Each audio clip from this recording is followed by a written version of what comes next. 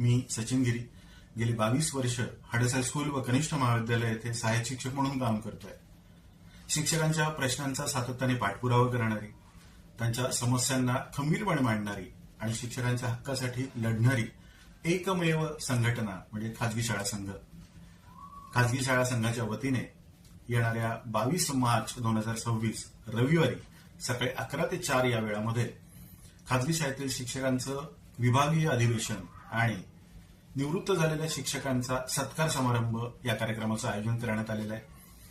आणि या कार्यक्रमाच्या उद्घाटक सोहळ्यासाठी आपल्याला लाभलेले आहेत माननीय श्री प्रमोद काळबांडे, संपादक दैनिक समूह नागपूर, तसेच खाजगी शाळा संघाचे अध्यक्ष माननीय श्री प्रमोद रेवतकर सर सुद्धा उपस्थित राहणार आहेत. मला विशेष अतिथी म्हणून आपल्या सर्वांचे लाडके पश्चिम नागपूरचे आमदार माननीय श्री विकास भाऊ ठाकरे राहणार आहेत. तसेच आपल्या सर्वांचे लाडके माजी शिक्षक आमदार माननीय श्री नागू गाणार सर सुद्धा उपस्थित राहणार आहेत. कार्यक्रमाला प्रमुख अतिथी म्हणून सौ स्नेहा ठाकरे नगरसेविका, श्री अशोक दगडे अध्यक्ष मध्यवर्ती कर्मचारी महासंघ, श्रीमती किरण चिंकुरे उपशिक्षणाधिकारी माध्यमिक नागपूर, श्री तेजराज राजूरकर, श्री राजेश हाडके, सौ दीपाली डबली हे विशेषत्वाने इथे उपस्थित राहणार आहेत. श्री विजय नंदनवार, रहमतुल्ला खान, श्री संजय बोरगावकर आपली प्रमुख उपस्थिती दर्शवणार आहेत. माझी सगळ्या शिक्षक बंधू आणि भगिनींना नम्र विनंती आहे की त्यांनी कार्यक्रमाला उपस्थित राहून कार्यक्रमाची शोभा वाढवावी आणि कार्यक्रम यशस्वी करावा. आणि सगळ्यात महत्वाचं आणि शेवटचं म्हणजे कार्यक्रमानंतर स्नेहभोजनाचं सुद्धा आयोजन करण्यात आलेलं आहे. धन्यवाद.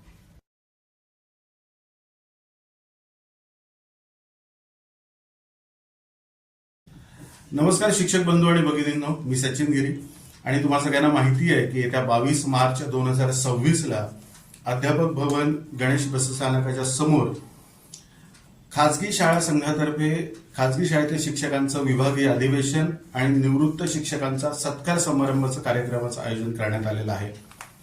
त्या कार्यक्रमाला उपस्थित राहण्यासाठी मी आधीच तुम्हाला आवाहन केलेलं आहेच. कार्यक्रमाला अनेक मान्यवर हजेरी लावणार आहेत.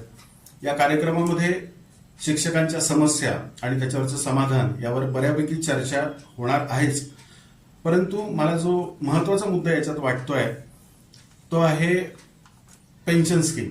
आणि या पेन्शन स्कीमसाठी शासनाने 31 मार्च 2026 ही मुदत दिलेली आहे. त्यापैकी ओपीएस 1982, एनपीएस, आरएनपीएस आणि यूपीएस या पर्यायांमधून आपल्याला ओपीएस 1982 हा पर्याय सोडून कुठलाही एक पर्याय निवडायचा आहे. पण माझ्या अनेक शिक्षक बंधू आणि भगिनींमध्ये या बाबतीत बऱ्यापैकी संभ्रम आहेत की नक्की आपण कुठला पर्याय निवडायचा. लक्षात ठेवा मित्रांनो की पर्याय निवडत असताना आपल्या भविष्याचा विचार करून, आपल्या कुटुंबाचा विचार करून, आपल्या आशा आकांक्षाचा विचार करून हा पर्याय निवडायचा आहे. आणि त्यासाठी खरी गरज आहे मार्गदर्शनाची. आणि मार्गदर्शन तुम्हाला या कार्यक्रमात नक्कीच मिळेल अशी मी तुम्हाला ग्वाही देतो.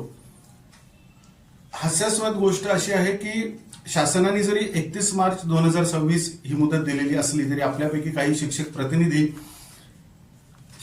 शासनासोबत पत्रव्यवहार करतात आणि त्यांना अजून मुदतवाढ मिळावी यासाठी प्रयत्न सुरू आहेत. माझा प्रश्न हा आहे की हे जे शिक्षक प्रतिनिधी आहेत यांचा स्वतःचा अभ्यास या बाबतीत आहे का, आणि दुसरं हे शासनाला मदत करतायत की कर्मचाऱ्यांना मदत करतायत, हा खूप मोठा प्रश्नचिन्ह आहे. असो, आपल्या हातात जेवढं तेवढं आपण केलं पाहिजे. माझी नम्र विनंती आहे सगळ्या शिक्षक बंधू आणि भगिनींना की मोठ्या प्रमाणात या कार्यक्रमाला हजेरी लावा. यात येणारे जे पाहुणे आहेत ते तुम्हाला नक्कीच चांगल्या लेवलवर मार्गदर्शन करतील की तुम्हाला कुठला पर्याय निवडणं तुमच्या आयुष्याच्या आणि भविष्याच्या दृष्टीने योग्य आहे. तर 22 मार्चला 11 ते 4 या वेळामध्ये अध्यापक भवन येथे मोठ्या संख्येने हजेरी लावा, कार्यक्रमाला उपस्थित राहा आणि कार्यक्रमाला यशस्वी करा. धन्यवाद.